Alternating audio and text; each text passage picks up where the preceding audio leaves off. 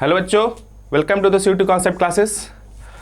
अपने PYQ series में अपने नेक्स्ट क्लास के लिए हम लोग आज यहाँ मिले हैं और जो पिछले क्लास में 26 क्वेश्चन सॉल्व किए थे उसी को और आगे बढ़ाएंगे और 2022 का जो क्वेश्चन पेपर है उसको हम लोग कंप्लीट करेंगे। स्टार्ट करने से पहले अगेन जो पिछली वीडियो मैंने बताया था अबाउट द टारगेट बैच कि टारगेट बैच चल रहा है जिनको BHU JNU एग्ज़ाम में मास्टर्स करना है और मैं अपने सब्जेक्ट बताऊँ सोशोलॉजी के लिए, तो इस बैच को ज्वाइन करें और इस बैच से रिलेटेड कुछ भी क्वेश्चन है तो जो नंबर्स स्क्रीन पे है आपके उसको आप उस पर आप कॉल कर सकते हैं। टेलीग्राम चैनल है, इस पर जुड़ सकते हैं और कोई भी क्वेरीज हो बैच से रिलेटेड, कब से स्टार्ट हो रहा है कब खत्म हो रहा है, सारे जो ऑफर्स अवेलेबल हैं आप इस नंबर्स पे कॉल करके पता कर सकते हैं।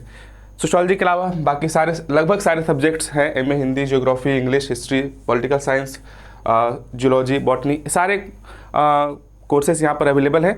किसी भी सब्जेक्ट से आपको कुछ भी डाउट हो, क्लासेस करनी हो तो आप इन नंबर्स पे कॉल कर सकते हैं। हम लोग स्टार्ट करते हैं अपना जो PYQ है 2022 का मैं सॉल्व कर रहा हूँ। जिनको भी नहीं पता है और जो भी पहली बार ये वीडियो देख रहे हैं, इससे पहली वाली जो वीडियो है उसको ज़रूर देखें। और अब हम लोग आगे देखते हैं क्वेश्चन नंबर 27 से, जो हम लोगों ने लास्ट तक फिनिश किया था 26 तक।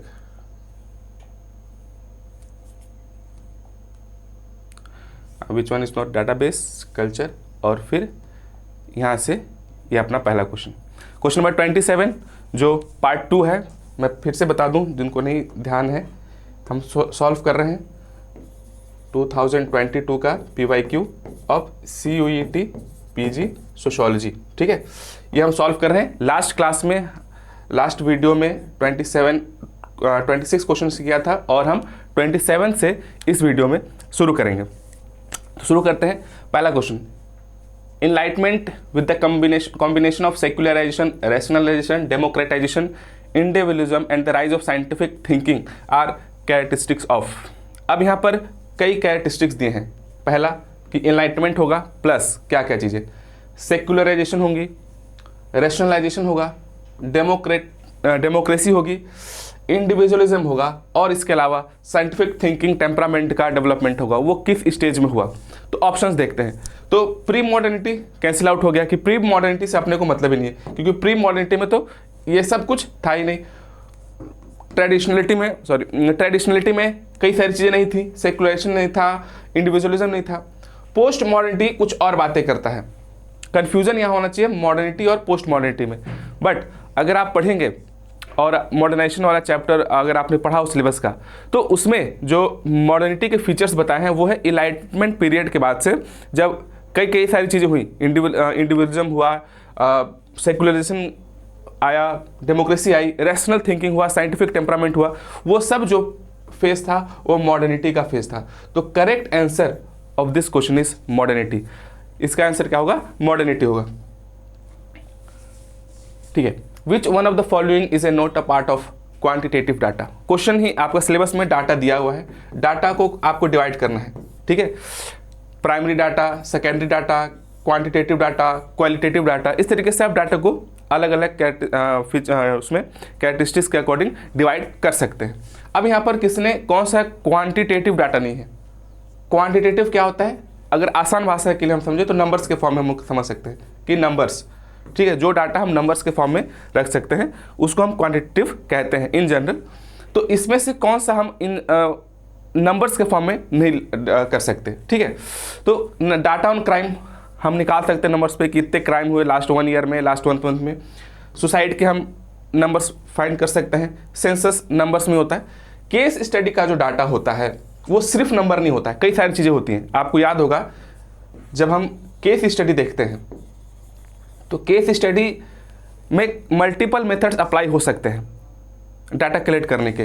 तो सिर्फ क्वांटिटेटिव में, इसमें क्वालिटेटिव भी होता है। केस स्टडी में क्वालिटेटिव, मोस्टली क्वालिटेटिव होता है, बट क्वांटिटेटिव भी होता है, बट क्वालिटेटिव भी साथ में होता है। इसीलिए केस स्टडी जो है वो सिर्फ क्वांटिटेटिव के फीचर्स में नहीं है, कैरेक्टरिस्टिक्स में नहीं है। इसलिए आंसर जो होगा वो केस स्टडी का होगा। इसके अलावा 1, 2 और 4 सारे क्वांटिटेटिव डाटा हैं। ठीक है, तो इस तरीके से आपको ध्यान देना है। जब डाटा की बात करें तो सिर्फ प्राइमरी और सेकेंडरी डाटा नहीं होता है, क्वालिटेटिव और क्वांटिटेटिव डाटा के रूप में भी हम समझ सकते हैं। विच one of the following is a not a source of secondary data. देखिए आगे अब डाटा पे दूसरा क्वेश्चन, सेकेंडरी डाटा कौन नहीं है।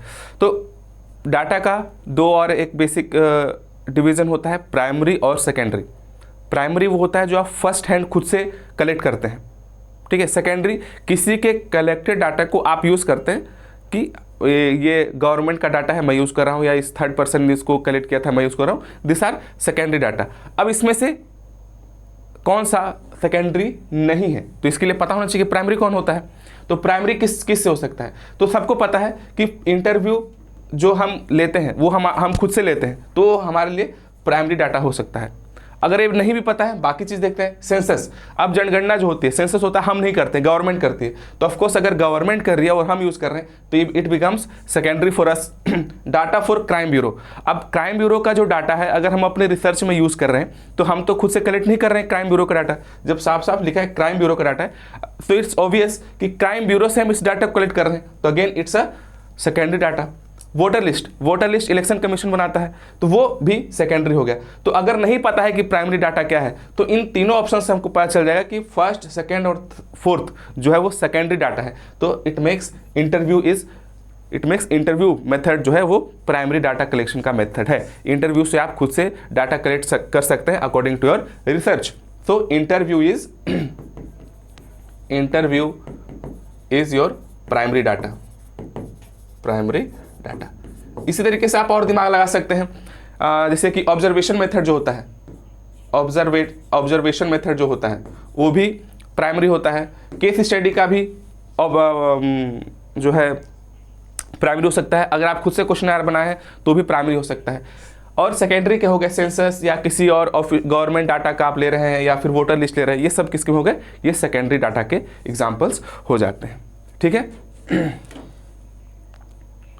Methods in social research. अब इसमें कुछ समझने वाला चीज़ नहीं है, आपको याद करना होगा कि इस बुक का नाम क्या है। पता है तो ठीक है, नहीं पता है तो नहीं पता, इसमें दिमाग आप नहीं लगा सकते हैं। इसको सिर्फ आपको याद करना है। इससे गोल्डन हार्ट की किताब है, मेथड्स इन सोशल रिसर्च। इसके अलावा एक और इसमें अगर दिमाग ही लगाना है तो ऑप्शंस पढ़ सकते हैं हम लोग। इन जनरली जो बाकी लोगों ने हैं ज़्यादा रिसर्च मेथड्स पे बुक कम लिखे, मेथडोलॉजी सबकी रही है, पर रिसर्च मेथड पे अगर आप लोगों ने पढ़ा होगा थोड़ा सा भी, तो न हेरलॉम्बस ने, न ओमेन ने, न गिडेंस ने मेथड्स इन सोशल रिसर्च या सोशोलॉजी में या सोशल साइंसेस में एसच बुक्स डायरेक्ट नहीं लिखा है। तो इन ऑप्शंस को आप इलिमिनेट करके भी आंसर्स पे आ सकते हैं, या फिर आपको डायरेक्ट याद करना होगा। और कुछ बुक्स हैं सोशल रिसर्च की जो आपको याद ही करनी चाहिए, गोल्डन हार्ट की या बाकी पी.वी. यंग की, ये सब की बुक्स आपको याद होनी चाहिए, ठीक है। The dowry prohibition act was introduce इन, ठीक है। तो जो आपका सेक्शन है सोशल प्रॉब्लम्स इन इंडिया, उसमें डाउरी भी है, और उस डाउरी को रोकने के लिए एक एक्ट आया। The act is the dowry prohibition act is in 1961। ये आपको पता होना चाहिए, सीधे सीधे डेट्स हैं, ये सिर्फ याद करना है। Which among the following is a tribe.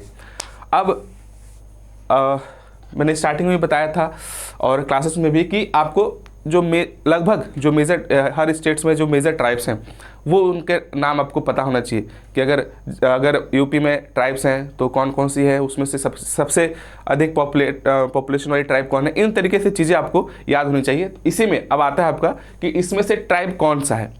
तो देखिए, अगर आपको नहीं पता है तो भी ये बन सकता है, पता है तो बन ही जाएगा। पहली बात तो खासी इज ए ट्राइब, ठीक है, जो नॉर्थ ईस्टर्न स्टेट में पाए जाते हैं, मिलते हैं। अब इसमें जो दूसरा तरीका है कि बाकी चीज़ों को आप एलिमिनेट कर सकते हैं। Teej is a festival, Bihu is a festival, Onam is a festival. तो बाकी तीनों नाम जो है आउट ऑफ 4 फेस्टिवल्स के नाम है, सिर्फ खासी ही है जो मतलब हमें पता है कि फेस्टिवल के नाम नहीं है। तो इस तरीके से भी आप सॉल्व कर सकते हैं, ठीक है। 73rd amendment act was introduce in the year. अब 73rd है तो 1992 होगा, ठीक है। इट वाज, अगला जो क्वेश्चन इससे बनेगा कि 73rd जो अमेंडमेंट है वो किससे है, तो ये रिलेटेड है पंचायती राज से। पंचायती राज से, जिसमें 3rd टियर ऑफ गवर्नमेंट जो पंचायत हम देखते हैं उसको लागू किया गया। और ये 73rd amendment of the constitution in 1992 इसको लाया गया। ये आपको पता होना चाहिए। अब इसी से क्वेश्चंस और बन सकते हैं, ठीक है। अब हम यहाँ पर 73rd अमेंडमेंट की बात कर रहे हैं, तो इसमें इसी ईयर में 2022 में और क्वेश्चन पुणे है, 22, 23, 24 में पूछा जा सकता है या 25 में भी पूछा जा सकता है इसी से रिलेटेड कि इससे पहले और कौन से कमेटी बनी थी, जैसे बलवंत राय मेहता कमेटी या और जो कमेटीज़ हैं जो रिलेटेड है पंचायती राज से, ये आपको साथ में पढ़ लेना होगा क्योंकि इससे क्वेश्चन हमें देखने को मिलते हैं। Community development programme was introduce in, अब देखिए ये भी कम्युनिटी डेवलपमेंट डायरेक्ट क्वेश्चन है। आप लोग कोई इंडियन सोशोलॉजी की बुक उठाएंगे तो उसमें कुछ कहीं ना कहीं इसका आपको you can find the mention.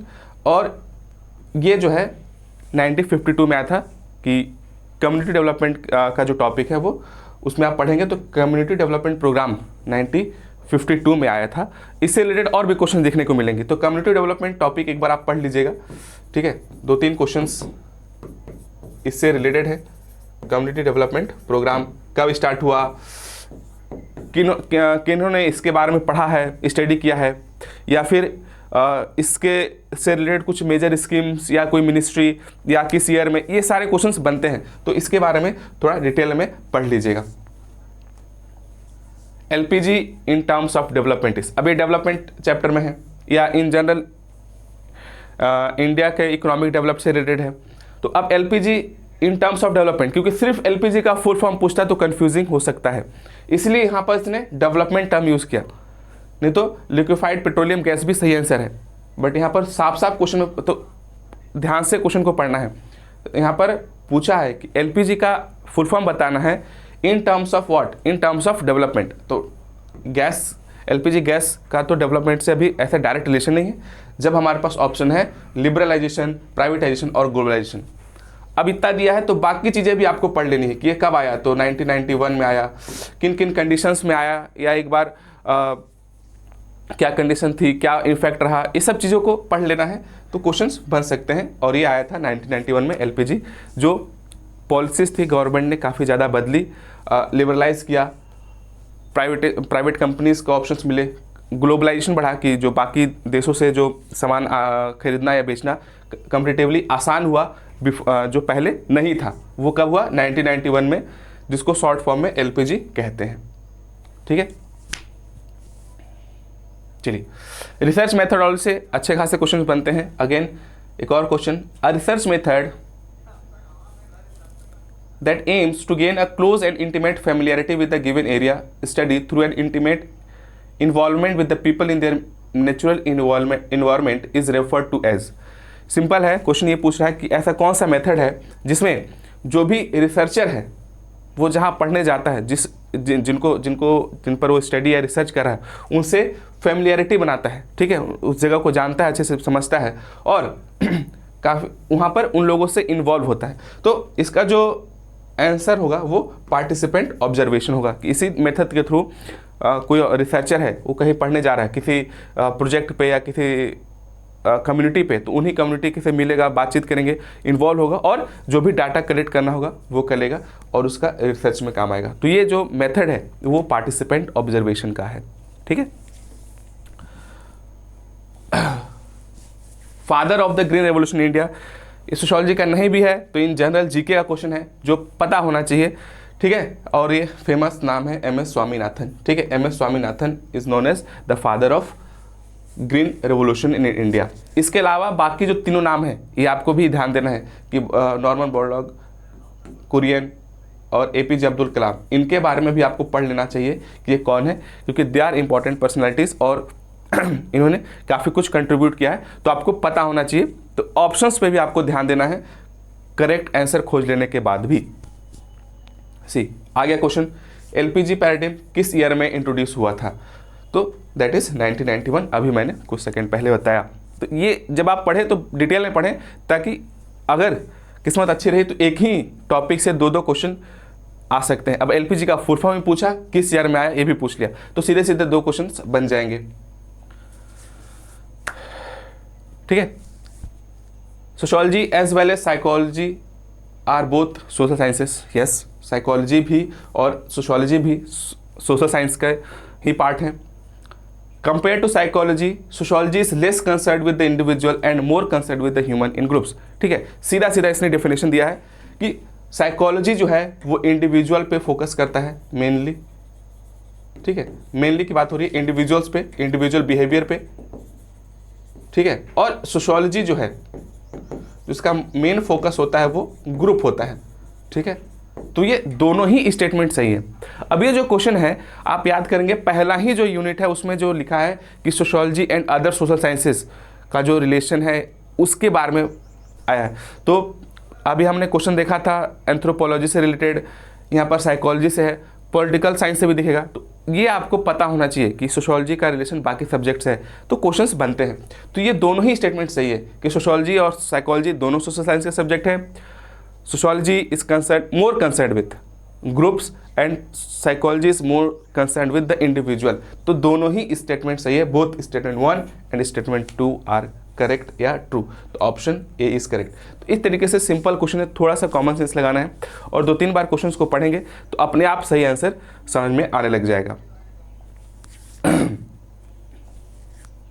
चलिए, क्वेश्चन है caste status is known as what. ठीक है, कास्ट स्टेटस, अब ये चैप्टर आया जो आया स्टेटस वाले से। अब आपको याद होगा स्टेटस को 2 कैटेगरी में हम डिवाइड कर सकते हैं, अचीव्ड एंड डिस्क्राइब्ड। ठीक है, achieved and described. Achieved status is something that you have achieved in your life by hard work और through study and whatever. जैसे कि पढ़ के आप डॉक्टर बनते हैं। ठीक है, तो डॉक्टर का जो स्टेटस है वो आपने अचीव किया। दूसरा क्या होता है जो आपको बाय बर्थ मिलता है। ठीक है, जैसे कि कास्ट, आप किसी कास्ट में जन्म लेते हैं, आप किसी कास्ट को अचीव नहीं करते हैं, तो सीधी सी बात है कास्ट इज स्क्राइब्ड स्टेटस कि आपको ये बाय बर्थ मिला हुआ है। तो ये सीधा सीधा आंसर हो गया। अचीव स्टेटस जो आपने मेहनत से या इन योर लाइफ जो आप अचीव करते हैं, that is your achieved status.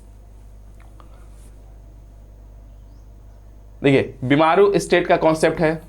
ठीक है, बीमारू स्टेट्स जो कंपेरेटिवली लेस डेवलप्ड स्टेट्स हैं उनके लिए टर्म यूज़ होता है। इसमें से कौन नहीं है तो आपको बता दूं, जो ये आते हैं मेजरली जो हिंदी स्पीकिंग बेल्ट है वहाँ से आते हैं, और इसमें असम नहीं है, बाकी सारे स्टेट लगभग आते हैं। बिहार, मध्य प्रदेश, राजस्थान, उत्तर प्रदेश, यही होना चाहिए। यस, बिहार, मध्य प्रदेश, उत्तर प्रदेश एंड राजस्थान, ये बीमारी स्टेट्स में आते हैं। Assam is not included in it. अब असम को छोड़ के जो भी ऑप्शन होगा वो सही होगा। तो A B C E option 4 is correct. ये आपके बीमारी स्टेट्स में नहीं है, मतलब जो है पूछा है। तो ये AECB जो आपके आते हैं बीमारी स्टेट्स की कैटेगरी में आते हैं, सिर्फ असम को छोड़ के, जो ऑप्शन दिया हुआ है यहाँ पर असम को छोड़ करके। ठीक है, अभी देखिए, अब क्वेश्चन हमने अभी 2-4 क्वेश्चन, कुछ क्वेश्चन पहले हमने मॉडर्निटी का फीचर पूछा था, या उसने फीचर्स दिए थे और बताना था कि किसके फीचर्स हैं। तो मॉडर्निटी के फीचर्स क्या था? Individualism, secularism, democracy, scientific temperament, ये सब किसका था? मॉडर्निटी का था। अब यहाँ पर उसने क्वेश्चंस को उल्टा कर दिया है। अब मॉडर्न सोसाइटी का फीचर क्या पूछा है, तो जो वहाँ पर क्वेश्चन जो उससे बन गया होगा ये क्वेश्चन भी बन जाएगा। तो again secularisation, rationalisation, democratisation, scientific temperament, तो एक तरह से बस क्वेश्चन रिपीट कर दिया गया है ऑप्शंस को उलट करके। ठीक है, एकदम सिमिलर क्वेश्चन पूछा गया है। तो उस समय पूछा कि secularisation, scientific temperament, rationalisation, democratisation किसके फीचर्स हैं, तो हमने क्या किया था? मॉडर्निटी को। अब यहाँ पर क्वेश्चन उल्टा हो गया कि मॉडर्न सोसाइटी के क्या क्या फीचर्स हैं, तो सिर्फ स्क्राइब्ड स्टेटस को छोड़ के लगभग सारे चीज़ जो है वो मॉडर्न सोसाइटी के फीचर्स हैं। क्योंकि मॉडर्न सोसाइटी में जो लोगों का जो पहचान है वो अभी किस पे है कि वो क्या लाइफ में अचीव कर रहा है, ये नहीं कि वो किस स्टेटस के साथ जन्म लिया है। तो ऑप्शन डी को छोड़ के सारे आंसर सही हैं। तो ऑप्शन डी किस में नहीं है? ऑप्शन डी आपके ऑप्शन 2 में नहीं है। तो ABCE is correct answer. Secularisation, rationalisation, democratisation and scientific temperaments are the features of modern society. ठीक है, man is social by nature. Yes, मनुष्य एक सामाजिक प्राणी है, बहुत फेमस स्टेटमेंट है, तो option 1 is correct. Society is a relation among individuals, yes क्या है, सोसाइटी में क्या है, हर इंडिविजुअल किसी ग्रुप से दूसरे ग्रुप से जुड़ा हुआ है, तो society is a relationship among individuals, यही है। हम सोसाइटी में देखेंगे, क्या देखेंगे, एक इंडिविजुअल दूसरे किसी इंडिविजुअल से किसी न किसी रिलेशनशिप से या किसी चीज़ से जुड़ा हुआ है, तो वो हमको देखने को मिलता है। तो both statement 1 and statement 2 is correct, तो ऑप्शन 1 इज करेक्ट। ठीक है, सिंपल क्वेश्चन है, ज़्यादा दिमाग नहीं लगाना है। तो 3 बार ऑप्शन क्वेश्चंस को पढ़िए, जो भी दिया हुआ है आपको अपने आप आंसर समझ में आने लग जाएगा। फीमेल फर्टिसाइड्स मीन्स कन्या भ्रूण हत्या क्या होती है। ठीक है, काफ़ी समय से हम देखते आ रहे हैं, इसमें जो death of a girl in the वोम of her mother is option 2। ये सोशल प्रॉब्लम्स वाले सेक्शन से है। सोशल प्रॉब्लम में जो आपका सिलेबस का पार्ट है उसमें ये है कि फीमेल फर्टिसाइड्स क्या होती हैं, ये इसका सीधा आंसर है। An absence, breakdown, confusion or conflict in the norms of a society is known as what? अब देखिए, सिंपल एक टर्म को थोड़ा सा ट्विस्ट करके पूछा है, इसमें कंफ्यूज नहीं होना है। देखिए, नॉर्म्स का या तो अब्सेंस होना कि नॉर्म्स है ही नहीं, ब्रेकडाउन होना, नॉर्म्स का टूटना, या नॉर्म्स में कंफ्यूजन होना। तो इसको हम क्या कह सकते हैं कि ये जो कंडीशन है वो नॉर्म लेसनेस की है, कि उस सोसाइटी में या उस जगह पे नॉर्म्स नहीं है। और इसके लिए क्या टर्म यूज हुआ है, इसके लिए टर्म हुआ है एनोमी टर्म यूज हुआ है, कि वो कंडीशन जहाँ पर नॉर्म्स या तो है ही नहीं, ब्रेकडाउन हो रहे हैं, या कन्फ्यूजन है, उसको हम क्या कहते हैं, नॉर्मलेसनेस। और नॉर्मलेसनेस किसका डेफिनेशन है, एनोमी का। तो हमने पढ़ा था कि anomie is a condition of normlessness, और नॉर्मलेसनेस क्या होता है कि absence, breakdown on confusion of और कॉन्फ्लिक्ट इन द नॉर्म्स। तो थोड़ा सा जो डेफिनेशंस को ही क्वेश्चन में पूछ दिया है, तो कंफ्यूज नहीं होना है, क्योंकि डेविएंस भी कहीं ना कहीं नॉर्म्स का टूटना होता है, क्राइम भी तभी होता है जब नॉर्म्स टूटते हैं। और पैंडेमिक तो ऑप्शंस में नहीं है वैसे, पर पैंडेमिक में नॉर्मलेसनेस होता है। तो आपके लिए जो करेक्ट आंसर होगा वो एनोमी होगा, जो आपको यहाँ पर ध्यान देना है। ठीक है,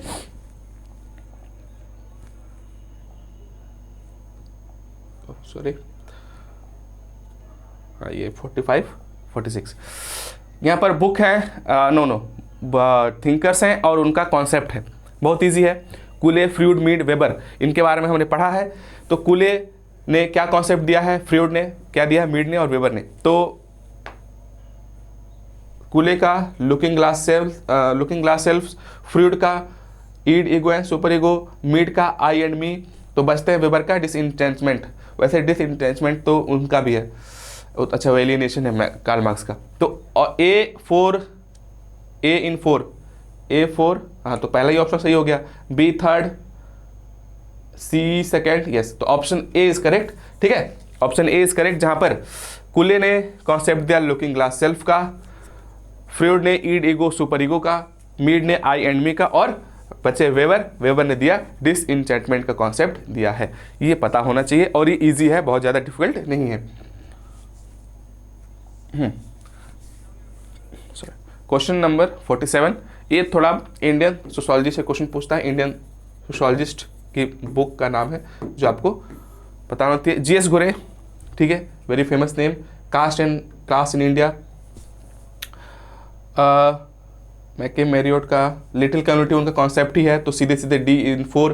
तो अब देखते हैं ए सेकेंड किस में है, ए सेकेंड ऑप्शन थर्ड में है, और डी 4, हाँ तो ऑप्शन थर्ड इज करेक्ट। बाकी बी हो जाएगा third, division and hierarchy and overview of caste in, B is third, उन्होंने गुजरात में पढ़ा था, और सी सेकेंड, जो आपका ऑप्शन हो जाएगा C1, जो आपका हो जाएगा आंसर। ठीक है, तो ऑप्शन 3 जीएस घुरे ने लिखा caste and class in India, Shah and Desai की book division and hierarchy and overview of caste in Gujarat, Veena Das की बुक है structure and cognition aspects of Hindu caste and rituals, McKim Marriott का village India studies in little community.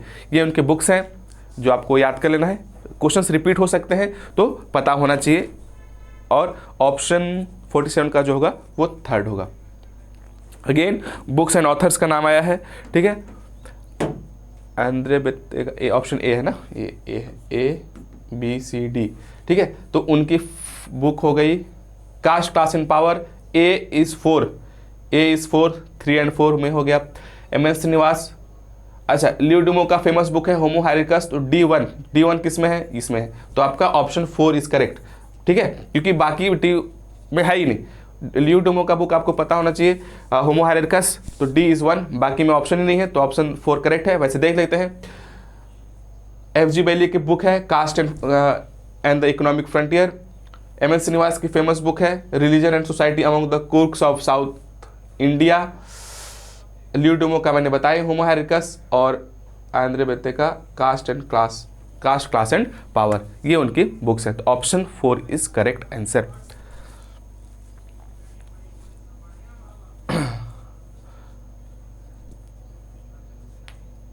ठीक है, option question number 49।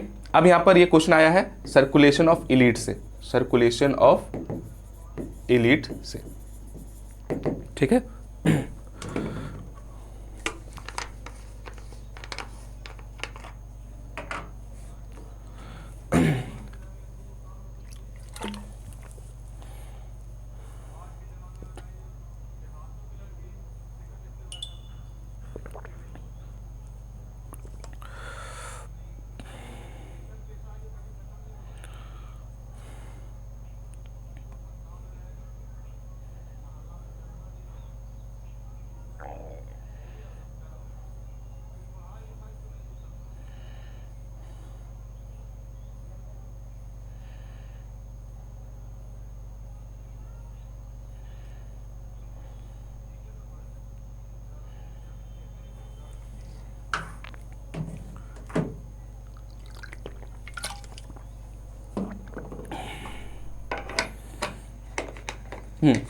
तो पर्यटन में बात करें सर्कुलेशन ऑफ इलीट्स की, कि किस समय कुछ इलीट्स पावर में होते हैं, फिर उसके बाद दूसरे लोग आते हैं पावर में, जिसमें उन्होंने फॉक्स और लायंस का एग्जांपल दिया कि कभी फॉक्स नेचर के जो लोग होते हैं वो पावर में होते हैं, और कभी लायन नेचर के जो होते हैं, तो फॉक्स वाले थोड़ा बुद्धि लगा के, बुद्धि मतलब कॉन्स्पिरेसी या फिर, और लायंस में जो पावर के थ्रू गवर्नमेंट या इलीट बनते हैं, थ्रू फोर्स दे कम इनटू पावर, ठीक है। तो circulation occurs because some people were more suited to maintenance of the status quo while other coped better during period of change, ठीक है। तो कुछ लोग जो है स्टेटस को के जब सिचुएशन स्टेटस को का होता है तब पावर में होते हैं, और कुछ पावर में तब आते हैं जब चेंज होता है सोसाइटी में, तो दोनों ही स्टेटमेंट करेक्ट है, statement 1 and statement 2 both are correct, ठीक है।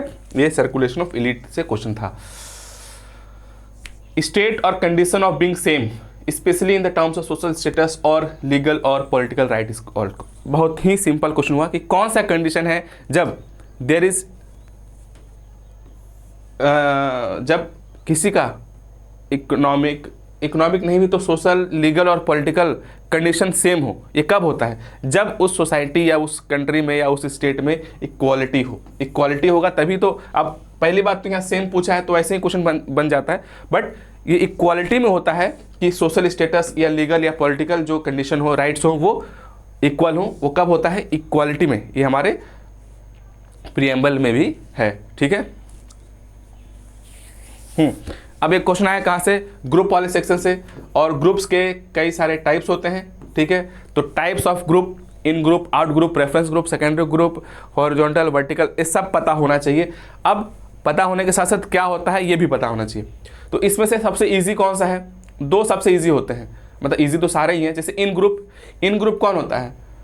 A group toward which one has a feeling of belonging. किस ग्रुप के साथ आप बिलोंगिंगनेस फील करेंगे? उस ग्रुप के साथ जो आपके अपने ग्रुप हो, दैट इज इन ग्रुप। तो इन ग्रुप के टुवर्ड्स से आपका फीलिंग ऑफ बिलोंगिंगनेस होता है, तो ए इज सेकेंड। आउट ग्रुप, जिनके साथ बिलोंगिंगनेस आप फील नहीं करते हैं, तो इसी का just opposite group toward which one has no feeling of belonging, जिसमें आपको कोई फीलिंग ऑफ बिलोंगिंगनेस नहीं है। रेफरेंस ग्रुप क्या होता है? जिसको आप रेफरेंस देते हैं, जिसको आप अपना आइडियल या मॉडल मानते हैं कि उस ग्रुप के जैसा आपको बनना है, ठीक है, कि हमें इस ग्रुप के जैसा बनना है। जैसे आप किसी स्पोर्ट्स पर्सन को देखते हैं तो मुझे ऐसे स्पोर्ट्स पर्सन के जैसा खेलना है, या ऐसा इकोनॉमिकली डेवलप होना है, या इंटेलेक्चुअली ऐसा डेवलप होना है, तो आप किसी को अपना मॉडल बनाते हैं, उस ग्रुप को हम कहते हैं रेफरेंस ग्रुप। और सेकेंडरी ग्रुप क्या होता है, ये आया प्राइमरी और सेकेंडरी ग्रुप वाले कैरेक्टरिस्टिक्स से। तो प्राइमरी ग्रुप कौन थे, जिसके साथ आपके पर्सनल रिलेशंस हो, और सेकेंडरी क्या हो, जहां पर इम्पर्सनल रिलेशंस हो। तो डी इज फॉर थर्ड, ठीक है, group in which contacts are impersonal, ठीक है। तो in group A is second, 2 और 3, बी इज 4, तो बी 4, तो ऑप्शन 2 इज करेक्ट आंसर, ठीक है। ये टाइप्स ऑफ ग्रुप हुए, in group, out group, reference group, secondary group. तो इन ग्रुप क्या हुआ, जहां पर आपको फीलिंग ऑफ बिलोंगिंगनेस है, आउट ग्रुप जहां पर फीलिंग ऑफ बिलोंगिंगनेस नहीं है, सेकेंडरी ग्रुप जहां पर इम्पर्सनल रिलेशनशिप है, रेफरेंस ग्रुप वो ग्रुप जिस ग्रुप को आप एज ए मॉडल देखते हैं, ठीक है। Status is that it represent the position of individual in the group, correct. किसी का स्टेटस क्या है कि उसका उस ग्रुप में, सोसाइटी में क्या पोजीशन है, ठीक है। तो वो आपको पता चल गया कि हाँ, इस व्यक्ति का पोजीशन हाई है तो स्टेटस हाई होगा, पोजीशन कंपैरेटिवली लो है तो स्टेटस भी कम होगा। Second is role is worth of a person as estimated by a group और class of person, no, it is the status, status ही है। स्टेटस क्या है कि उस व्यक्ति का क्या वर्थ है सोसाइटी में, और ये कौन डिसाइड कर रहा है, सोसाइटी के मेंबर। तो ये जो डेफिनेशन है वो स्टेटस का है, ठीक है। ये जो है ये स्टेटस होता है, रोल नहीं होना चाहिए यहाँ पर स्टेटस होना चाहिए कि status is the worth of a person as estimated by any group और क्लास ऑफ पर्संस। तो स्टेटमेंट सेकंड जो है यहाँ पर इनकरेक्ट है। तो अब ध्यान से पढ़िए कि सेकंड इनकरेक्ट और फर्स्ट करेक्ट, ऑप्शन 3। तो पहला तो अपना सही है कि status is that it represent the position. Status क्या है, पोजीशन बताता है कि क्या पोजीशन है, और स्टेटस ही वर्थ है कि क्या है उस व्यक्ति का वर्थ इन दैट सोसाइटी और ग्रुप। तो ये रोल का डेफिनेशन नहीं है, स्टेटस का डेफिनेशन है। तो स्टेटमेंट सेकेंड जो है वो इनकरेक्ट है, ठीक है। Culture is the totality of groups वेस, यस, यहीं से डेफिनेशन करेक्ट हो गया कि जो भी ग्रुप की जो टोटलिटीज है, ठीक है, कैसे क्या लैंग्वेज होगा, क्या कपड़े होंगे, कुजीन से लेकर के फेस्टिवल, सब जो है टोटलिटी जो है वो कल्चर का पार्ट होता है। Thoughts and actions duly accepted by and followed by the group people, और सबको, जैसे कोई एक पर्टिकुलर फेस्टिवल है तो फेस्टिवल एक तो सबके उस ग्रुप जो भी उस कल्चर के मेंबर्स हैं वो सब उस फेस्टिवल को एक्सेप्ट करते हैं, फॉलो करते हैं, तो ये तो सही है। दूसरा क्या है, culture can be acquired through socialization, yes. यहाँ पर देखिएगा, ध्यान देना वर्ड्स का, कैन बी। अब यहाँ पर अगर सिर्फ ओनली होता तो गलत हो सकता था कि कल्चर सिर्फ सोशलाइजेशन से नहीं सीखा जाता है, बट सोशलाइजेशन एक तरीका है जिसमें से हम कल्चर सीख सकते हैं। तो कल्चर कैन बी, यस, हम कल्चर को सोशलाइजेशन से सीख सकते हैं, लेकिन सिर्फ कल्चर से अगर सिर्फ सोशलाइजेशन से सीखेंगे तो ये ऑप्शन गलत हो जाएगा। जैसे हमने एक क्वेश्चन सीखा था, पढ़ा था कि only technology bring social change, तो गलत है, सोशल चेंज और भी तरीकों से आ सकता है। तो उसी तरीके से ऑप्शन को ध्यान से पढ़ना है। यहाँ पर लिखा है कल्चर कैन बी एक्वायर्ड और learn through process of socialization, correct है। तो दोनों ही स्टेटमेंट सही है, both statement 1 and 2 are correct, तो ऑप्शन 1 इज करेक्ट, ठीक है। इस वर्ड्स पे ध्यान देना है आपको।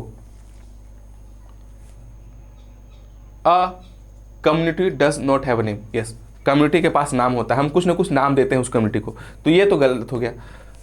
Community is not a legal body, yes, वो लीगल बॉडी नहीं है अपने आप में, तो ये सही है, ठीक है।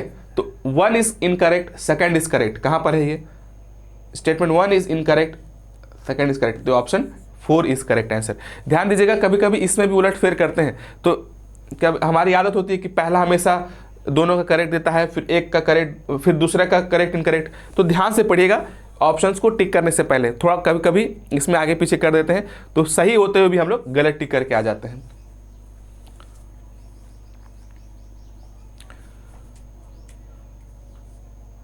Social deviance is a variation from the norms of society, ठीक है।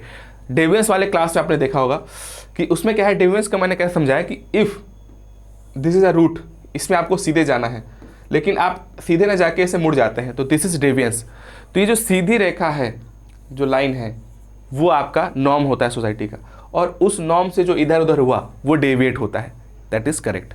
तो पहला तो सही है कि जो हमारे सोसाइटी का नॉर्म्स है उस नॉर्म्स के अकॉर्डिंग अगर हम नहीं चल रहे हैं तो हम डेविएट हो रहे हैं, और उस प्रोसेस को हम क्या बोलते हैं, सोशल डेविएंस। तो पहला स्टेटमेंट तो करेक्ट है। दूसरा आता है there is no fix standard for deviation, ठीक है, in the light of above statement choose the appropriate answer.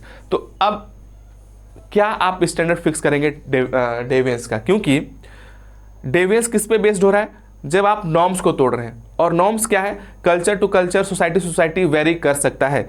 हो सकता है कि कोई पर्टिकुलर चीज़ किसी एक सोसाइटी में नॉर्म्स ना हो पर दूसरे में हो, नॉर्म्स का ब्रेकिंग पहले में हो दूसरे में ना हो, वो आपका डेविएंस हो सकता है। कुछ भी एग्जांपल ले सकते हैं, जैसे सपोज करिए एजुकेशन का, किसी सोसाइटी में एजुकेशन अलाउड नहीं है, तो वहाँ पर अगर कोई पढ़ता है तो उसके लिए वो नॉर्म्स ब्रेक डाउन हो जाएगा, डेविएंस हो जाएगा। कहीं पर वो अलाउड है तो नहीं हुआ।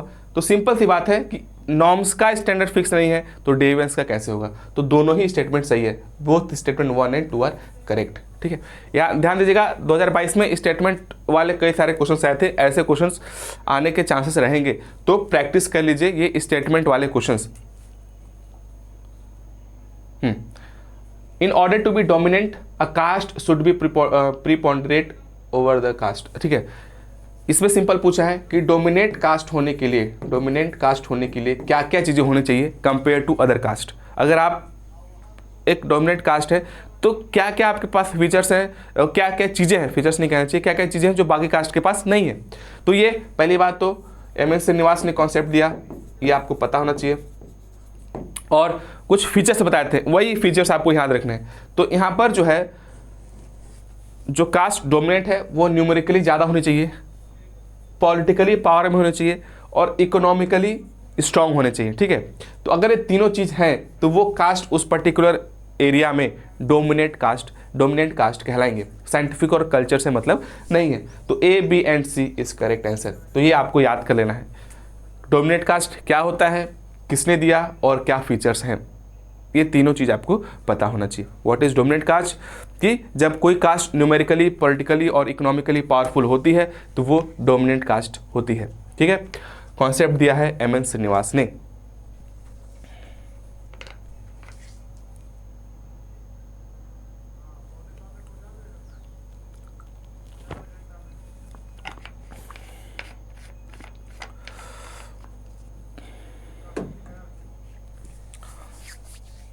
चलिए आगे बढ़ते हैं। Which of the following concepts refer to the gender identity, कौन से टर्म से हम जेंडर आइडेंटिटी का पता कर रहे हैं।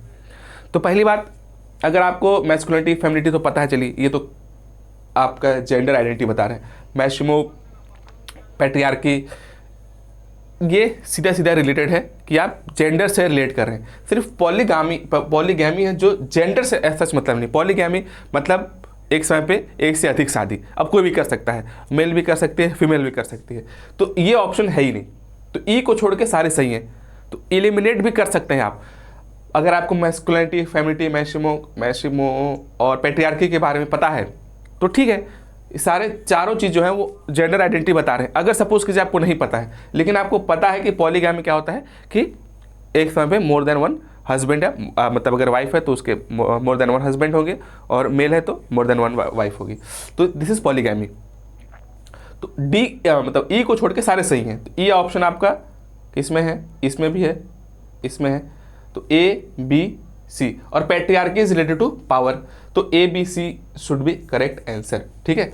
ए, B, C should be correct answer, जो जेंडर आइडेंटिटी को बता रहे हैं। पैट्रियार्की जो बता रहे हैं कि कौन पावर में है कौन नहीं है, और ये मैरिज का सिस्टम बता रहा है। तो option A, B and C is correct answer. अब अगेन रिसर्च मेथोडोलॉजी से क्वेश्चन क्या है, the basic type of random sample is known as simple random sampling. Yes, correct है। In simple random sampling each item has an equal chance of being selected, ये भी correct है, ठीक है। Random sampling में हम किसी भी को भी रैंडमली उठा सकते हैं। It protects against biasness in the selection process. Yes, अगर आप रैंडमली सिलेक्ट करें तो आप बायस नहीं है, तो उससे प्रोटेक्ट कर रहा है आपको कि आप बायस नहीं होंगे। अदरवाइज अगर पर्पसिव सैम्पलिंग है या कोई और सैम्पलिंग है तो आप बायस्ड हो सकते हैं। तो ए, बी और सी तो करेक्ट है। आपने यहाँ पर करेक्ट पूछा ना, चूज द करेक्ट आंसर। तो ए बी और सी तो अपना करेक्ट है, तो यही क्वेश्चन बन गया ए बी सी और करेक्ट है। फिर भी पढ़ लेते हैं डी क्या है। It provides a basis on statistical distribution theory can be applied, it is the other name of purposive sampling. ठीक है, तो ई ऑप्शन में नहीं होना चाहिए और ऑप्शन में नहीं है, तो आपका A B C is correct answer. ठीक है, the Khasis are the matrilineal tribe of India. Yes, आपने पढ़ा होगा खासी जो है एक मैट्रिलिनियल ट्राइब है, तो ये तो करेक्ट हो गया। फिर उसके बाद Khasis are inhabitants of the Meghalaya. हाँ, मेघालय में होते हैं। अच्छा, ये तो स्टेटमेंट है, अब ऑप्शन शुरू हो गया। The Khasis practice polygamy, the Khasis also constitute a patriarchal. No, C option नहीं है, तो सी जो में है उसको देखिए। अब अगर यहाँ लिखा है कि मैट्रिलिनियल ट्राइब है, तो वहाँ पर पैट्रियार्की कैसे होगी? तो इसको अगर हम लोग हटा दें सी ऑप्शन को, तो बाकी सारा सही है ऑप्शन। तो सी आपका किस में है? ए में भी है, बी में 1 में भी है, 2 में भी है और 4 में भी है। तो ऑप्शन आपका 3 होगा, A D E, A D E. तो कौन सा हो गया? खासीज आर इन द इनहेबिटेट्स, वो मेघालय में रहते हैं। खासीज में यंगेस्ट डॉटर को प्रॉपर्टी मिलती है और mothers brother play a important role in Khasis tribe. तो A D and E is the correct answer. ये आपको इस तरीके से क्वेश्चन सॉल्व करना है।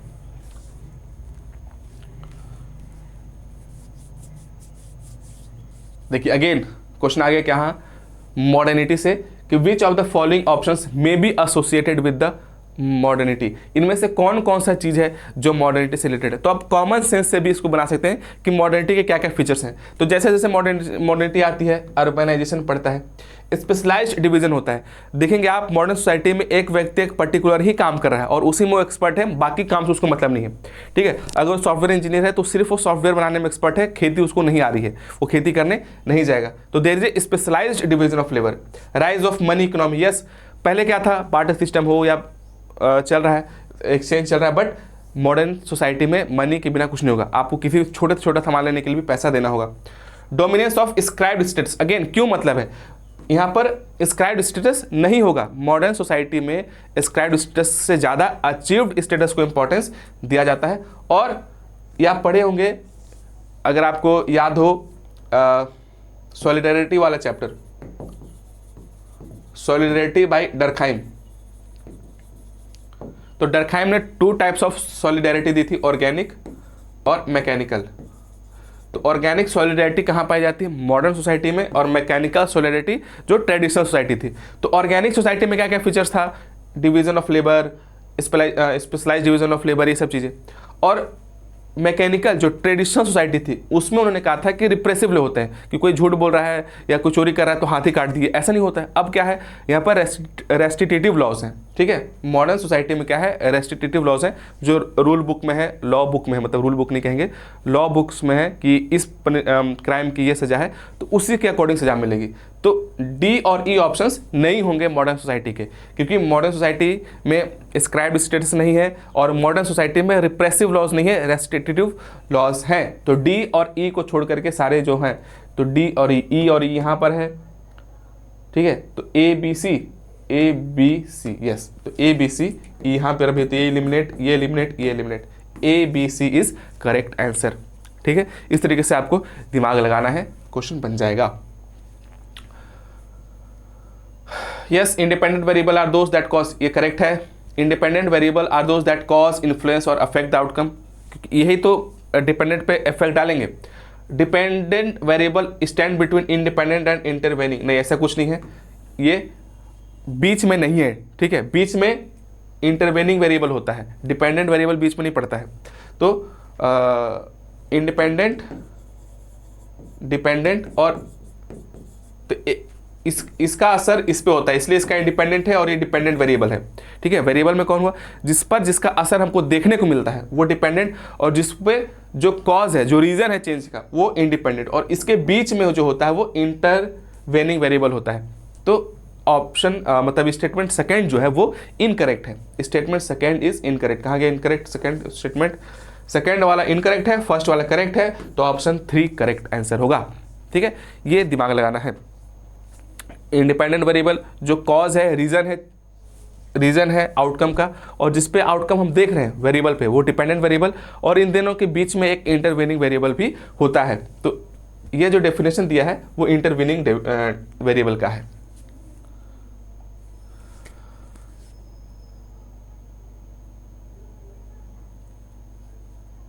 हाँ, control variable play an active role in quantitative studies. Yes, control variable are important. Variable तो इंडिपेंडेंट डिपेंडेंट दोनों इंपॉर्टेंट है, तो दोनों ही सही है, दोनों ही सही है और करेक्ट एक्सप्लेनेशन भी है। ठीक है, करेक्ट भी है और एक्सप्लेनेशन भी दिया है कि कंट्रोल वेरिएबल और इन control variable active role play करते हैं और क्यों एक्टिव रोल प्ले करते हैं उसका भी रीजन है यहाँ पर दिया हुआ है। ठीक है, ये आपके ऑप्शंस होंगे।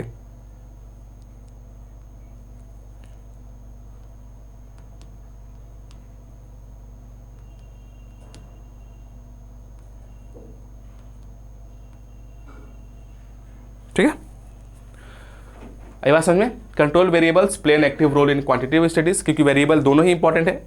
ठीक है, तो control variable play an active, और कंट्रोल वेरिएबल ही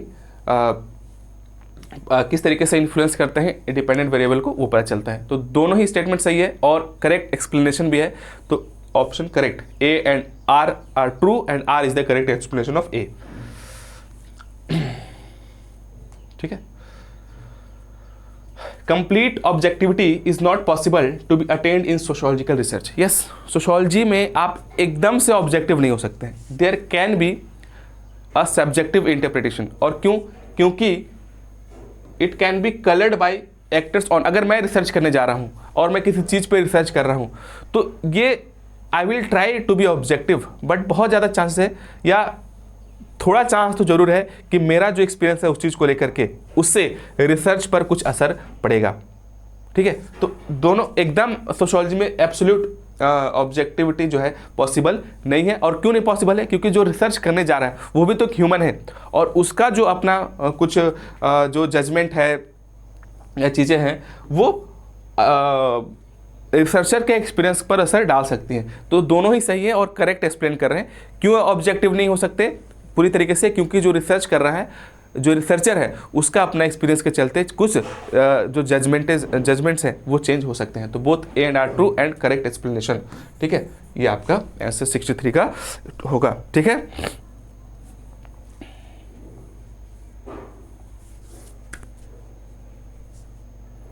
अगेन असर्शन और रीजन का क्वेश्चन है आपका। ठीक है, ऑप्शन आया क्या है? ठीक है, the modernization of Indian tradition did not result in the withering away of caste. ठीक है, इसका कहना है पहला स्टेटमेंट का कि मॉडर्नाइजेशन तो इंडियन सोसाइटी में आया, लेकिन मॉडर्नाइजेशन के आने से कास्ट सिस्टम एकदम से नहीं चला गया है। यह करेक्ट है। क्यों नहीं गया है? The proliferation of caste association is proof that. अभी हम कई सारे कास्ट एसोसिएशन देखते हैं, ये कास्ट का एसोसिएशन, ये कास्ट का एसोसिएशन, तो कई सारे हम कास्ट का एसोसिएशन देख रहे हैं। तो जब एसोसिएशन है इसका मतलब वो ख़त्म नहीं हुआ है। तो सही बात है, मॉडर्न तो हुआ, मॉडर्नेशन की तरफ हम लोग जा रहे हैं, बट कास्ट ख़त्म नहीं हुआ है। और इसका क्या रीज़न हम देख सकते हैं कि एग्जांपल कि कई सारे कास्ट के एसोसिएशन हमको देखने को मिलते हैं। तो इसलिए स्टेटमेंट जो असर्शन है वो भी करेक्ट है और रीज़न भी करेक्ट है और एक्सप्लेनेशन भी सही से है। तो ऑप्शन ये करेक्ट होगा, both A and R true and it's a correct explanation of A. Given below are two statements, one is labelled as assertion और दूसरा रीजन है, क्या होगा? Caste is a closed status group. Correct, caste एक closed group है। ठीक है, अगर आप एक कास्ट में जन्म लेते हैं तभी उस कास्ट के मेंबर हैं, आप कास्ट के मेंबर बन नहीं सकते कि बाय चॉइस कि चलो मैं इस कास्ट का मेंबर बन जाऊं, ऐसा नहीं होता है। तो caste is a status group. ठीक है, और इंडिया में जो कास्ट ग्रुप है वो इंडोगैमी है। इंडोगैमी मतलब with in the group marriage. तो इंडिया में जो शादी होती है वो विद इन द कास्ट होती है। तो सही है, दोनों ही सही है। कैसे कास्ट क्लोज्ड है? क्योंकि वहाँ पर इंडोगैमी प्रैक्टिस होता है। तो अगेन दोनों करेक्ट भी है और सही से एक्सप्लेनेशन भी है। तो both A and R true and R is the correct explanation of A. चलिए अब इसमें आपको याद करना होगा। ठीक है, इस क्वेश्चन क्या है ये आपको याद होना चाहिए। करेक्ट सीक्वेंस में। अब इसमें मेमोराइजेशन के अलावा कुछ हो सकता है, तो कुछ क्वेश्चन ऐसे आएंगे जो मैंने पहले बताया था कि उसको सॉल्व करना बड़ा मुश्किल होता है। चलिए पहला तो मान लीजिए 1992 में आया, ये तो पता है, और कम्युनिटी डेवलपमेंट प्रोग्राम 1952 में आया, ये तो याद है। लेकिन बाकी तीनों चीज़ को याद रखना थोड़ा मुश्किल होता है कि नेशनल एक्सटेंशन सर्विसेज कब आया, मिनिस्ट्री ऑफ कम्युनिटी डेवलपमेंट कब आया, और बलवंत राय मेहता कब आया। तो Balwant Rai Mehta is a famous committee जो बनी थी वो 1957 में आई थी। ठीक है, अब ये तीन तो अपने पास है, बाकी का अगर अपने को नहीं पता है तो कोशिश करते हैं। अब देखिए, जो नेशनल एक्सटेंशन सर्विस है वो 1953 में आई थी, आई गेस 1953 में। चेक कर लीजिएगा क्योंकि पर्टिकुलर डेट हो सकता है कि एक आधा आगे पीछे हो, बट कुछ कॉमन सेंस लगाना है। जैसे कि सबसे पहले तो कम्युनिटी डेवलपमेंट प्रोग्राम आया, तो सबसे पहला ऑप्शन हमारा सी होना चाहिए, सी होना चाहिए, पहला चीज़ सी है। तो ए और ये तो एलिमिनेट हो गया, पहली बात। तो सबसे पहले कम्युनिटी डेवलपमेंट प्रोग्राम आया, ये जो हमको पता है क्योंकि हमने सॉल्व भी किया है, और ये फेमस प्रोग्राम था, तो ये 1952 में है। सबसे लास्ट इसमें दिख रहा है ए, तो अब ऑप्शन ए का लास्ट कौन सा है, तो C is first, A is last. तो अगर हमको ये दोनों पता है तो बाकी नहीं भी पता है, तो हमारा ऑप्शन क्या होगा, ये। तो इससे क्या पता चला, सी के बाद आया था B, that is national extension services. और जाहिर सी बात है कि पहले प्रोग्राम होगा उसके बाद ही तो मिनिस्ट्री बनी होगी, तो हो सकता है कि ये 1954-55 में कभी बना होगा ये मिनिस्ट्री। तो आंसर क्या हुआ, सी बी डी ई ए। तो अगर आपको दो पता है, that is community development programme, but ये रिस्की भी हो सकता है, बट अगर आपको पता है कि 1952 में है तो ये फर्स्ट ऑप्शन है। बाकी भी पता होना चाहिए, क्या पता ये बलवंत राय मेहता कमेटी पहले आई होती, तो ईयर आपको याद रखना पड़ेगा, ठीक है। But the correct answer is C B D E A, ठीक है। The correct sequence of the stages of history is outline by Marx. तो कार्ल मार्क्स ने बताया कि किस तरीके से हिस्टोरिकल डेवलपमेंट हुआ है, प्रोग्रेस हुआ है, और कई स्टेजेस में हुआ, और उस स्टेज को उन्होंने कैसे बताया। तो सबसे पहले था प्रिमिटिव कम्युनिज्म, प्रिमिटिव कम्युनिज्म। उसके बाद आया एंशिएंट सोसाइटी होना चाहिए, एंशिएंट सोसाइटी होनी चाहिए। फिर उसके बाद आया फ्यूडलिज्म, और उसके बाद आया कैपिटलिज्म, और इसके बाद उन्होंने प्रेडिक्ट किया कि आएगा सोशलिज्म, और सोशलिज्म के बाद फिर से आ जाएगा कम्युनिज्म। तो यहां तक तो उन्होंने पढ़ा, और ये उन्होंने प्रेडिक्ट किया था कि सोशलिज्म आएगा और उसके बाद कम्युनिज्म आएगा। तो अब देख लेते हैं। तो सबसे पहले है प्रिमिटिव कम्युनिज्म, तो D should be the first. तो ये दोनों है, तो ये और ये तो एलिमिनेट हो गए। डी के बाद सी एंशिएंट सोसाइटी, दोनों सही है। एंशिएंट सोसाइटी के बाद आया था फ्यूडलिज्म, तो ए के बाद कैपिटलिज्म एंड देन सोशलिज्म। तो ये आपका ये, तो आपका आंसर आ जाना चाहिए D C A B E, ठीक है, ये ऑप्शन है, ठीक है। तो सबसे पहले आया रहा था प्रिमिटिव कम्युनिज्म, प्रिमिटिव कम्युनिज्म के बाद एंशिएंट सोसाइटी, एंशिएंट सोसाइटी के बाद फ्यूडलिज्म, फ्यूडलिज्म के बाद कैपिटलिज्म, और उसके बाद उन्होंने कहा सोशलिज्म आएगा, और सोशलिज्म के बाद लास्ट में जो उनका यूटोपियन सोसाइटी थी जो कम्युनिज्म की, वो आएगा। ऐसा कार्ल मार्क्स ने पहले तो स्टेजेस बताए और फिर दो स्टेज का प्रेडिक्शन भी किया। The correct sequence of the following steps in inductive research would be. अब इंडक्टिव रिसर्च जो होता है, बॉटम दो टाइप के होते हैं, डिडक्टिव और इंडक्टिव, ये आपको पता होना चाहिए। इंडक्टिव, ठीक है। तो डिडक्टिव में क्या होता है कि आप पहले डाटा देखते हैं, उसके बाद थ्योरीज की तरफ जाते हैं, और मतलब टॉप टू बॉटम। इंडक्टिव में बॉटम टू टॉप थ्योरीज आपके पास होती हैं, उसको फिर आप देखते हैं। तो इसमें जो ऑप्शन होना चाहिए, ये होना चाहिए गैदरिंग इंफॉर्मेशन, जो gathering information, looking for the broad pattern, generalization और थ्योरीज फ्रॉम द थीम्स और categories, analyzing data to form themes और categories, posing generalization and theories from the past experience and literature, asking open-ended question to participants or recording field notes, gathering information। अब इसमें क्या होगा, ठीक है, इसका सही आंसर क्या होगा, ठीक है। तो option should be is E D B A C, ये आपका ऑप्शन जो मैंने आंसर की के थ्रू देखा था वो इसमें बताया था। Gathering information asking open-ended question to participant or recording field notes, then analyzing data from the theme or categories, looking for broader pattern generation theories or from the themes और categories।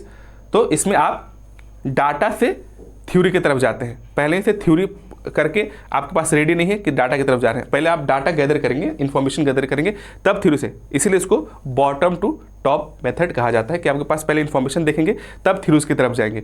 और detective क्या आपके पास theories हैं और फिर उसके related आप data देखते हैं। तो ये दो टाइप के मेथड हैं। तो ऑप्शन होगा EDBAC। ठीक है, देखिए अगेन सीक्वेंस में आ गया। अब आपको इसमें ईयर याद होना चाहिए। तो देखिए इंडस्ट्रियल डेवलपमेंट, अगर आप ये जो है कहीं ना कहीं जो है जो 5 ईयर प्लान्स थे उससे रिलेटेड क्वेश्चन है। तो थोड़ा अगर आप हिस्ट्री पढ़ेंगे तो स्टार्टिंग में ही जो गवर्नमेंट ने इस चीज़ को ध्यान दिया कि इंडिया में इंडस्ट्रियल डेवलपमेंट होना चाहिए, इसलिए कई सारे प्लांट्स लगे थे। तो पहले तो ये हुआ, ये आपको मैं बता दूँ 55 के बाद, मतलब 50s में हुआ था, 50s में, ठीक है, 55-56 में I think second 5th year plan से, फर्स्ट या सेकेंड से। उसके बाद ही ग्रीन रेवोल्यूशन हुआ और ये आपका 1960s में हुआ। ठीक है, ग्रीन रेवोल्यूशन। 20 पॉइंट प्रोग्राम जो हुआ था वो 70s में हुआ। ठीक है, 1970s में आया था, 75 के आसपास। मनरेगा और सर्व शिक्षा अभियान, तो मनरेगा जहाँ तक याद आ रहा है मुझे 2005 में हुआ है, एक आध साल आगे पीछे हो सकता है, देख लीजिएगा। और सर्व शिक्षा अभियान 2001 में आया था। ठीक है, ये जहाँ तक मुझे याद आ रहा है। तो देख लेते हैं सबसे पहले industrial development, A should be the first, B C E D.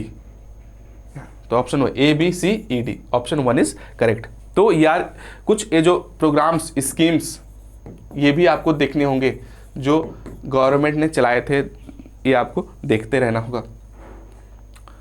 Capital a critique of political economy, ठीक है, capital the famous book of Karl Marx, ये तो हर किसी सोशियोलॉजी के स्टूडेंट को पता होना चाहिए। खासकर जो क्लासिक थिंकर्स हैं उनके बुक का नाम और उनके ईयर का नाम आपको याद करना है, वो कई बार क्वेश्चन में हमें देखने को मिलता है। और देखिए आ गया क्वेश्चन, अगला ही क्वेश्चन है, arrange the following books in the chronological sequence, कि ईयर वाइज में हमको याद करना है कि primitive classification, rules of sociological method, वो किस किस ईयर में लिखे गए थे। ठीक है, तो आपको याद होना चाहिए। तो elementary forms of religious life ये आया था 1912 में। फिर प्रिमिटिव क्लासिफिकेशन जो है वो आया है 1903 में। ठीक है, the division of labour in society is in 1893, शायद डरखाइम की सबसे पहली बुक। और सोशियोलॉजिकल मेथड्स वो 1895 में, और सुसाइड 1897 में। ठीक है, 1897 में। सोचिए विद इन फ्यू ईयर्स इतने हैवी बुक्स डरखाइम ने लिख दिए थे। तो अब देख लीजिए जो सबसे लास्ट में जो है वो है क्या है, ई ऑप्शन है, elementary form of religious life सबसे लेट लिखी गई, तो ई सारों सही है। सबसे पहली है वो बी ऑप्शन में है, तो बी और ये दोनों एलिमिनेट हो गया। बी के बाद है आपका सी, तो बी के बाद सी के बाद डी के बाद A and then E, option 4 is correct. तो सबसे पहले जो बुक आई वो है the division of labour in society, and after that the rules of sociological method 95, suicide 1897, elementary form of religious life 1912 और 1903 प्रिमिटिव क्लासिफिकेशन। ये बुक्स के क्रोनोलॉजी है। जो मेजर थिंकर्स हैं, चाहे वेबर हो, चाहे मार्क्स हो, चाहे डरखाइम हो, इनके बुक्स के नाम आपको याद होना चाहिए विथ ईयर, क्योंकि कई बार हमें ईयर का क्वेश्चन देखने को मिलता है। ठीक है, American society is example of achievement based society. Yes, America में जो है किसी को जो रिकॉग्निशन मिलती है वो इस बात में मिलती है कि उसने कितना अचीव किया है। ठीक है, तो करेक्ट है। रीज़न क्यों है, रीज़न क्या है, क्योंकि वहाँ पर जो है क्लास डिफरेंस है, कास्ट डिफरेंस नहीं है। और क्लास क्या है, आप अचीव करते हैं अपने लाइफ में। ठीक है, वेदर यू आर रिच और पुअर, जो आप जन्म लिए हैं वो रिच थे या पुअर, बात की बात है, आप अपने लाइफ में क्या बनते हैं, you can change your economic status in your life. तो अमेरिका में, यहाँ पर एग्जांपल जो लिया, अमेरिका में क्या है, इस चीज़ पे ध्यान दिया है कि आप किस क्लास से बिलोंग करते हैं, ना कि कास्ट से। तो करेक्ट एक्सप्लेनेशन भी है। ठीक है, करेक्ट एक्सप्लेनेशन भी है। The emulation of life style of twice बॉन्ड caste and the acceptance of the rites beliefs इसमें है कि जब कोई एक ग्रुप ऑफ जो पीपल जो एक पर्टिकुलर कास्ट से बिलोंग करते हैं और वो क्या करते हैं, अपनी सोशल हायरार्की को बढ़ाने के लिए एक ट्वाइस बॉन्ड कास्ट के लाइफ स्टाइल को कॉपी कर सकते हैं, करते हैं, ठीक है, उसी तरीके से अपना लाइफ स्टाइल बनाते हैं, उसको क्या कहा गया है। तो ये फेमस कॉन्सेप्ट है संस्कृताइजेशन बाय एम.एन. श्रीनिवास, ठीक है। उनमें इसने कॉन्सेप्ट दिया संस्कृताइजेशन का कि जो लोअर कास्ट है वो क्या करता है, जो समय उस एरिया का जो अपर कास्ट है या डोमिनेट कास्ट है, जरूरी नहीं है ना चाहिए कि हमेशा अपर कास्ट हो, जो डोमिनेट कास्ट है उसके भी लाइफ स्टाइल को कॉपी करने के लिए, ताकि उस भी अपने उस हायरार्की में पोजीशन में चेंज ला सके, और उसके लिए वो लाइफ स्टाइल में चेंज लाता है, कपड़े पहनना है, उस तरीके से खाना या इस सब चीज़ों को, या उस तरीके से रिचुअल्स या बिलीव्स को फॉलो करना। ये आपका क्या एग्जाम्पल है संस्कृताइजेशन का।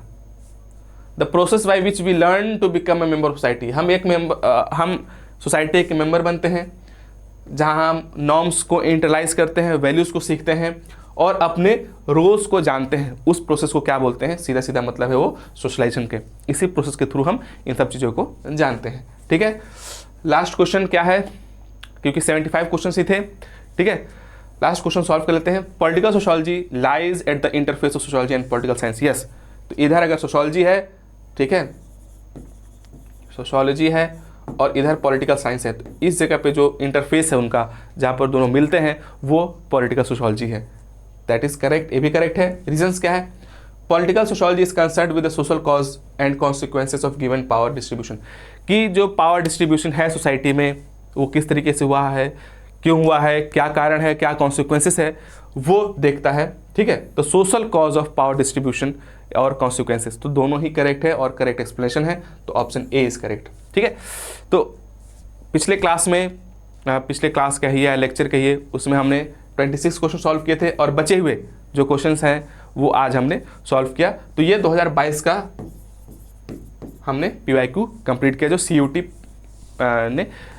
PG से स्टार्ट हुआ था। 2022 का क्वेश्चन पेपर, आई होप आपको इससे हेल्प मिलेगी। तो अब के लिए थैंक यू। अगले वीडियो में हम लोग 2022 का क्वेश्चन पेपर सॉल्व करेंगे और देखेंगे किस तरीके का क्वेश्चन आता है, ताकि उसी तरीके से आप अपनी तैयारी अब और बढ़ा दें, क्योंकि अब टाइम लगभग 1 महीने का बचा है, क्योंकि मार्च में आपके एग्ज़ाम्स शुरू हो जाएंगे, ठीक है।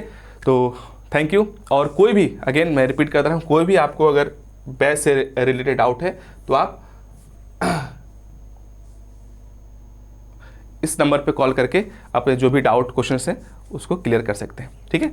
तो मिलते हैं अगले वीडियो में, तब तक के लिए थैंक यू।